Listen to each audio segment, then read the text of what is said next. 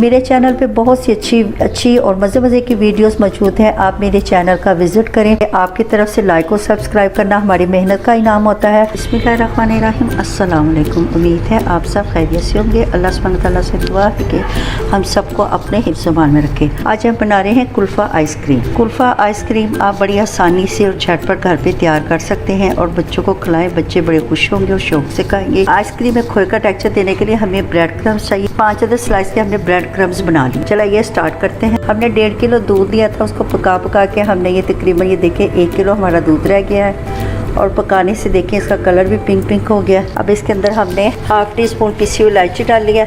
इलायची डालने से कुल्फ़े के अंदर बहुत प्यारा सा फ्लेवर आता है। ये आधा कप इसमें हमने कंडेंस मिल्क डाला है। कंडेंस मिल्क में मैंने थोड़ा सा दूध डाल के उसको थोड़ा सा मैंने पतला करके डाला है। अगर आपके पास कंडेंस मिल्क नहीं है तो आप चीनी भी यूज़ कर सकते हैं। थोड़े से कटे हुए पिस्ते और बादाम इसके अंदर अब शामिल कर दें और बाकी हम ऊपर गार्निशिंग के लिए रखेंगे। दूध में बॉयल आ गया है तो 5 से 6 मिनट इसको मीडियम टू लो फ्लेम पे पकने दें। 5 से 6 मिनट हो गए हैं दूध को पकते हुए। अब ये 5 स्लाइस के जो ब्रेड क्रम्स हमने बना के रखेंगे थोड़े थोड़े करके इसमें शामिल करें।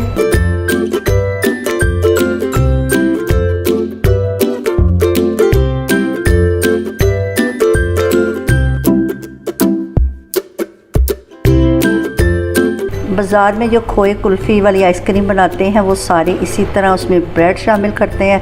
ब्रेड शामिल करने से ये होता है कि उसके अंदर खोए का टेक्सचर आता है। अब बस इसको 1 से 2 मिनट हमें पकाना है और फिर इसके अंदर हमने टेट्रा पैक की क्रीम शामिल करनी है। ये देखिए ब्रेड क्रम्ब डालने से ये हमारा दूध जो है ये काफ़ी थिक हो गया। अब इसके अंदर हमने टेट्रा पैक की क्रीम हाफ कप शामिल करनी है। चलो अब इस क्रीम को अच्छी तरह मिक्स कर लें।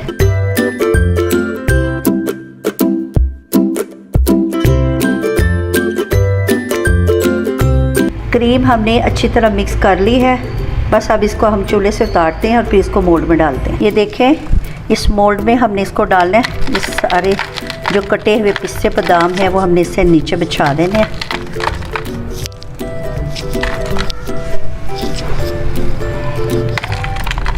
ये थोड़े से पिस्ते भी हैं।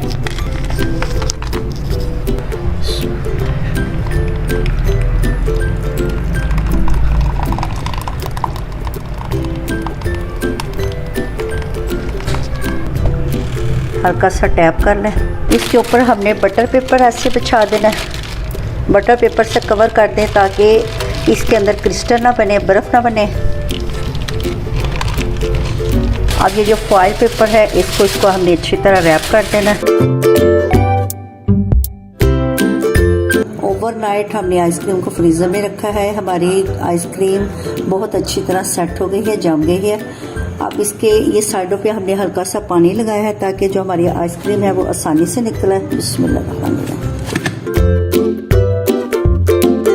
माशाल्लाह हमारी आइसक्रीम रेडी हो गई है।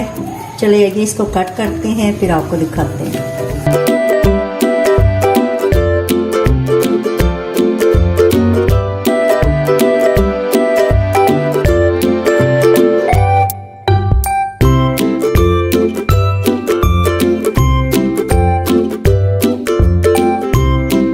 आपने इस रेसिपी को ज़रूर ट्राई करना है, कमेंट्स में बताना है। अच्छा जी, अब इजाज़त दें।